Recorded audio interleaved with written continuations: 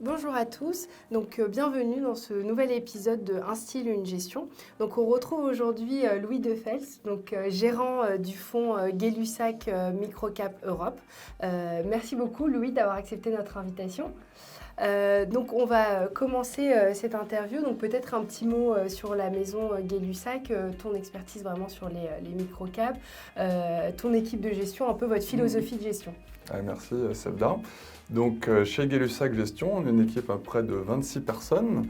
Et vraiment dans mon équipe, il y a 6 personnes qui complètent plus un analyste ESG. Donc on est quasiment une équipe de 7-8 personnes quasiment à plein temps donc chez Gay-Lussac Gestion. Donc on est très content de venir vous voir parce qu'on a fêté ce fin janvier les 2 ans de notre maison Gay-Lussac Gestion. Donc c'est vrai qu'on a une longue expérience du temps qu'on était chez Raymond James. Mais maintenant, Gay-Lussac Gestion, c'est une boutique française indépendante, 100% détenue par ses salariés. Donc on est très content, on vient de fêter nos 2 ans, on est vraiment très content. Félicitations. Alors du coup, peut-être un petit peu sur... moi, je connais bien la maison et puis vos stratégies d'investissement, mais comment est-ce que vous travaillez un petit peu au quotidien? Comment est-ce que ça s'articule? Parce que j'imagine que de tels perfs, ça se travaille aussi au quotidien. Donc chez Gay-Lussac Gestion, on a une philosophie qui est vraiment la valeur du temps. On va essayer de construire cette performance dans le temps en bénéficiant de la beauté des intérêts cumulés. Donc vous verrez, la plupart de nos fonds, et notamment le fonds Gay-Lussac Microcap Europe, l'objectif c'est bien évidemment de battre les indices sur le long terme, mais c'est vraiment d'offrir une rentabilité de 7% annualisée sur moyen long terme. Et quand vous faites du 7% par an annualisé, vous doublez votre capital tous les 10 ans. Donc ça, c'est vraiment notre philosophie, c'est délivrer cette récurrence de performance en prenant le moins de risques possible. Donc c'est vraiment ça notre philosophie.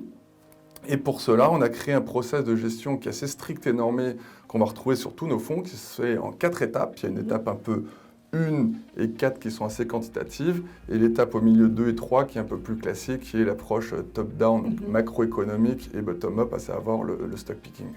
Alors aujourd'hui, on va faire un focus vraiment sur le fonds donc Gay-Lussac Microcap Europe, qui est vraiment ta signature, ta spécialité. Alors ça a été une année un peu... déjà l'année 2022 a été un petit peu compliquée pour tout le marché, mais particulièrement sur cette classe d'actifs. On sait qu'elles ont tendance aussi à souffrir un petit peu plus dans des périodes de forte turbulence.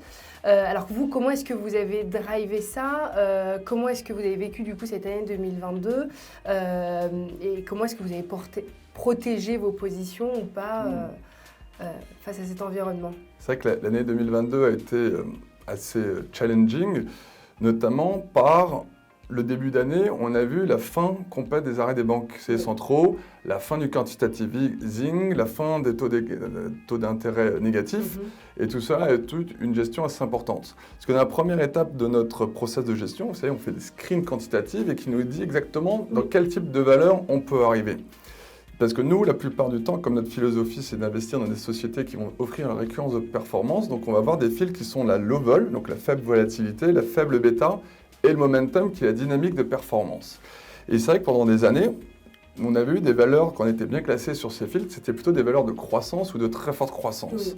Et on a vu qu'avec la fin des banques centrales, dès janvier-février 2022, la plupart des sociétés qui avaient des forts PE qui étaient bien classées ont vu un momentum, donc c'est-à-dire leur dynamique de performance boursière, redescendre vers la baisse. Donc nous, en ligne avec notre process, on a très rapidement sorti une grosse partie de ces valeurs qui avaient des forts PE. Donc souvent, c'est des valeurs de forte croissance, des valeurs technologiques, pour revenir vers des valeurs dites un peu plus value, un peu plus qualité. Parce que très souvent, on nous demande est-ce que vous êtes plus value, est-ce que vous êtes plus croissance? Pas du tout. Nous, on est low vol, low beta, momentum, et c'est ça ce qui nous permet de nous réajuster en fonction des cycles économiques.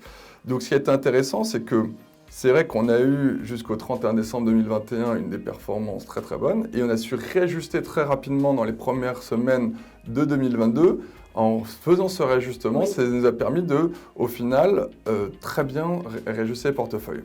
Donc ça, c'était la première partie de l'année. Et peut-être juste, je dirais surtout aussi ce qui est très intéressant, parce que parfois sur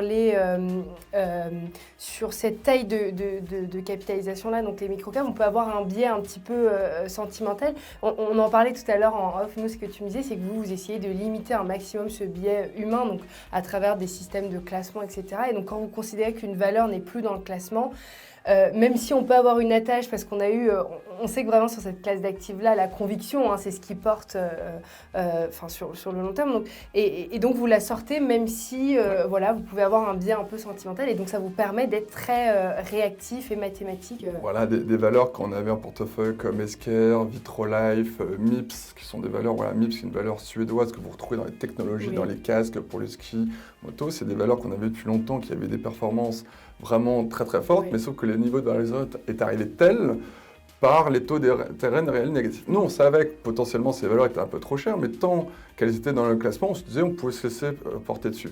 Et c'est vrai, heureusement que dès fin janvier, on a coupé la plupart de ces valeurs-là. On a dû les couper sur le coup de peut-être moins 15, moins 20, mais c'est la plupart de ces valeurs-là. On termine l'année à moins 50, moins 60. Donc c'est là où le process nous permet de garder nos émotions, retire vraiment ce biais humain de tomber amoureux de ces valeurs, et surtout de ne pas moyenner à la baisse. Parce que vous savez comment ça se passe. Quand une valeur sort du process, ce qui serait terrible, c'est de moyenner à la baisse, et c'est comme ça que vous détruisez une performance. Oui. Donc voilà, donc c'est vrai que tout cela, la classe d'actifs a pas mal souffert de la fin des banquiers centraux parce que la liquidité a été reprise. Et donc c'est vrai que les gens, pour la première fois, tout le monde, et on verra bien cette année, avait prévu la récession qui allait arriver. Et vous savez comment ça se passe, est-ce qu'on va avoir une récession ou pas? Et on va l'avoir ou pas?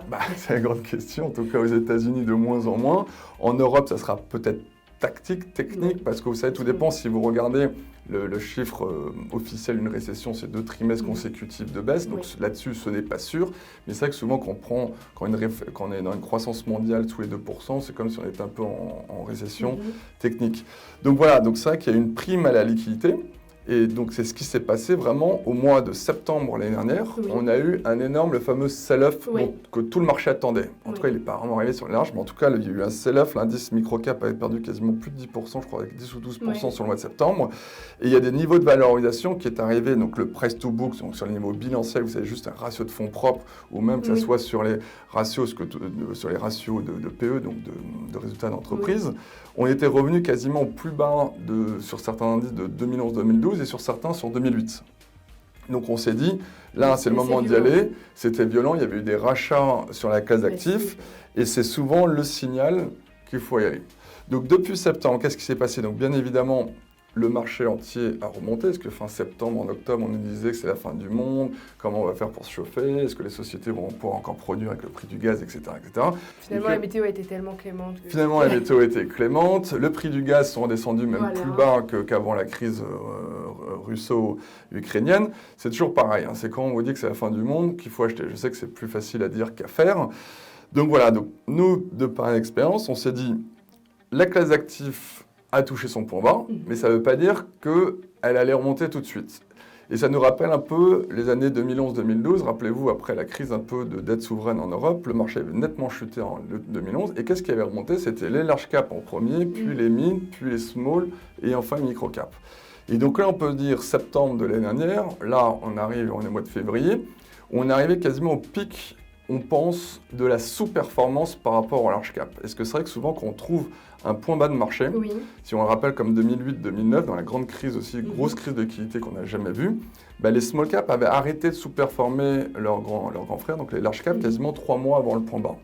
Donc là, on peut se dire, après une très forte surperformance encore depuis le début de l'année des large cap, vous avez vu, le CAC 40 est encore à plus 10, plus 11, alors que les indices micro-cap sont que à 5. Donc une fois de plus, ça fait 4 mois de suite qu'on est en sous-performance, et là on est arrivé à des niveaux de valorisation tels de sous-performance des micro-small par rapport à large cap, on peut se dire, c'est le moment.